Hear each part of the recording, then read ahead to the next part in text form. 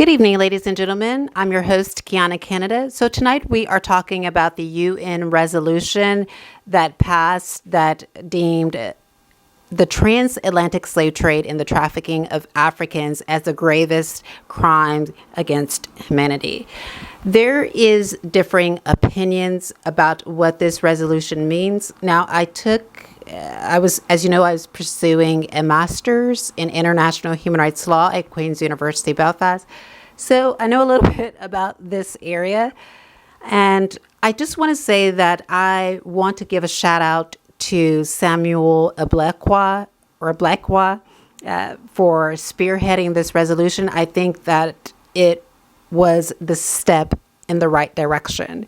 Now, there are going to be some people that are going to argue that the direction that Samuel Ablakwa was taking with this resolution is not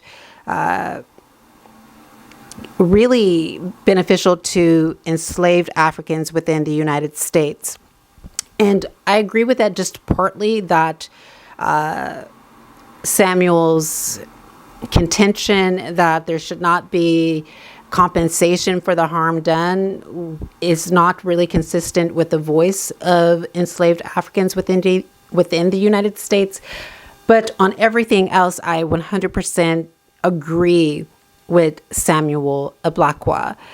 For instance, during his speech, he argued that during the transatlantic slavery era, that African artifacts were taken from the continent of Africa and dispersed to other nations, right?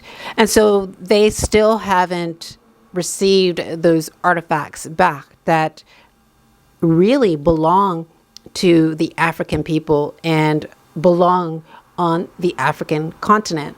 So I agree, they need those artifacts back. Other people would argue, well, why didn't other African Americans, Black Americans accompany the foreign minister of Ghana, which is Samuel Ablakwa, to this meeting? Why was it only Ben Crump? And that's a good question. But Mr. Ablakwa did mention that he reached out to the Black Caucus, he reached out to the NAACP and Al Sharpton, all three of them. And they did give this resolution their stamp of approval. But I would argue that in order to make this resolution stronger, right? In order for that resolution to be stronger, what should have happened is that the NAACP, the Black Caucus, they all should have showed up in unison and showed a united front in support of the resolution. But again, I understand there is this contention, which I 100% agree, that enslaved Africans, the descendants of slaves, should be given reparations, compensatory reparations. And the resolution does cover that. The resolution covers reparations, the 5 forms of reparations. Now, some people would argue, like, why is the slave trade, why is that the gravest crime against humanity, right? But when we look at, for instance, I'm going to read to you something.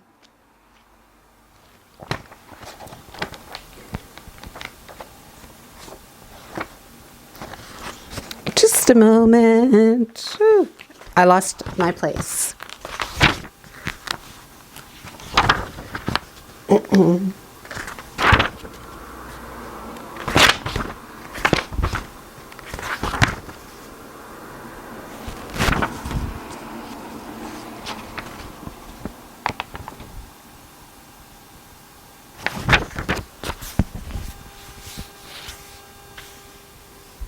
Okay.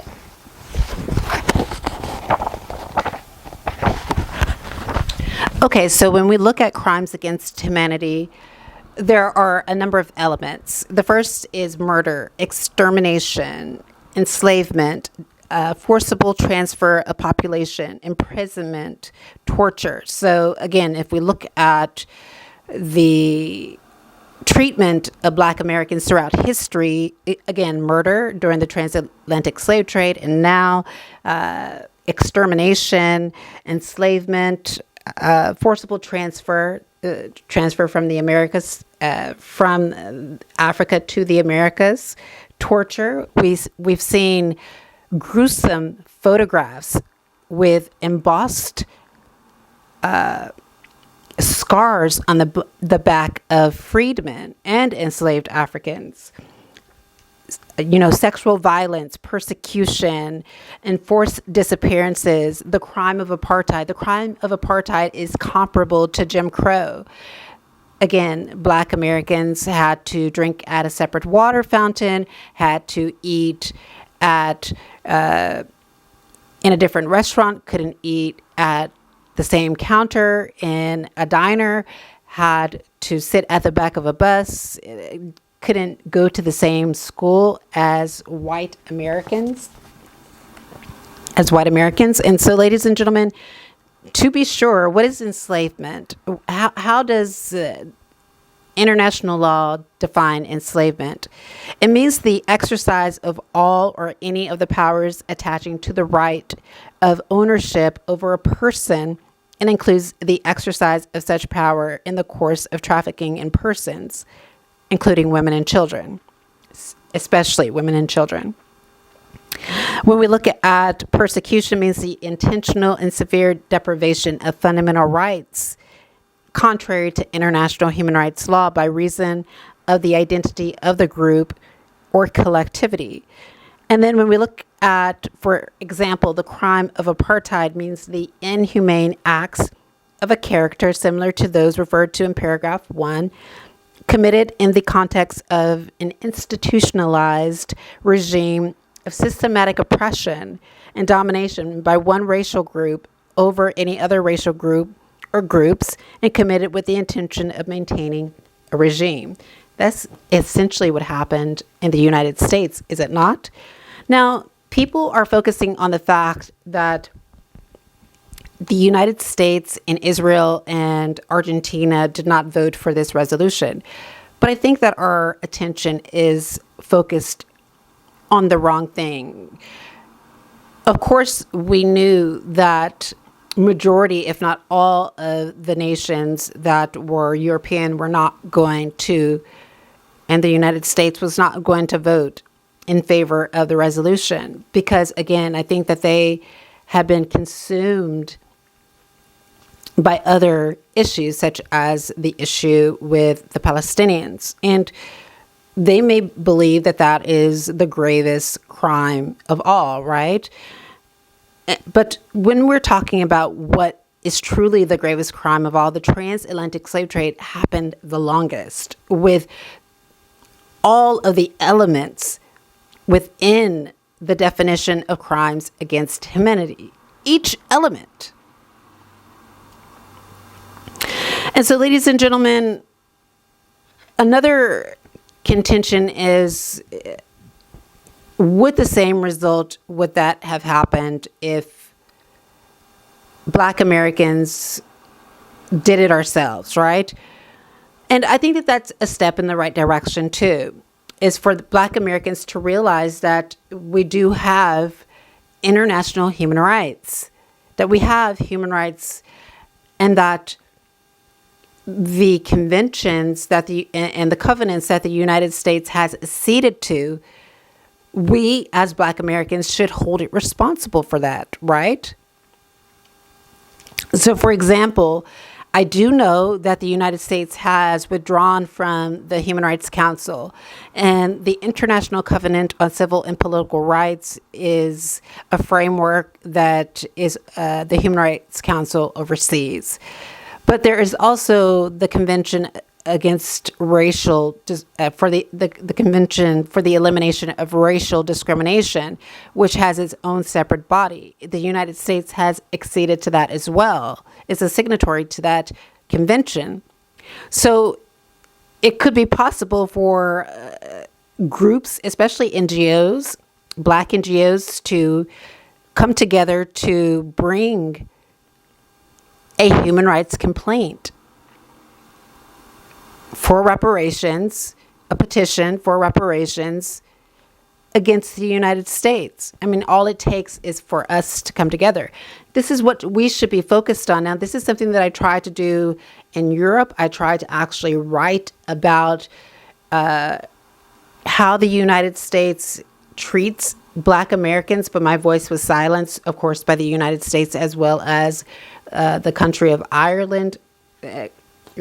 Both nations have, if you've been following my story, have silenced me and have really tried to stop me from speaking out against the United States.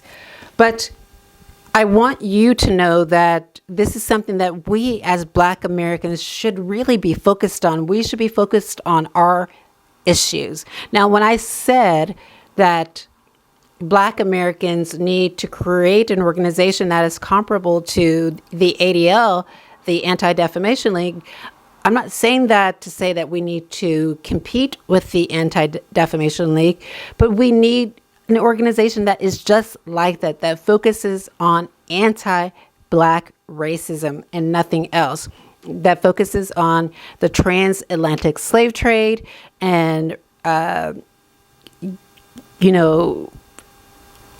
anything that is arising out of that. We need an organization that primarily focuses on that. Is there anything else? Now, the U.S. and other nations have argued that they don't want to create a legal hierarchy of crime. But I want to reiterate that the transatlantic slave trade is the only state crime that has happened the longest, that has happened approximately, ladies and gentlemen, for 400 years. It's happened the longest. So in essence, they're not focused on, I don't think that Samuel Ablakwa was focused on an hierarchy of criminality. He was essentially focused on, okay, which happened the longest to our own people. He was taking the right step. Indeed, he said that this is not about reopening history. It's about completing history. It's about truth, remembrance, education, and dialogue. And it's about combating racism, racial discrimination, and xenophobia.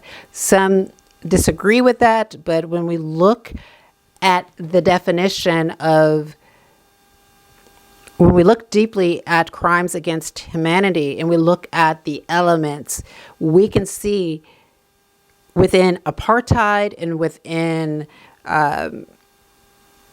not only apartheid, but persecution, that racial discrimination does fit within that, ladies and gentlemen. It really does. And ladies and gentlemen, there you have it. This SD card that I have is limited in time, so I'm really having to cut these videos short. I don't know what's wrong with this. I don't know why it's like that.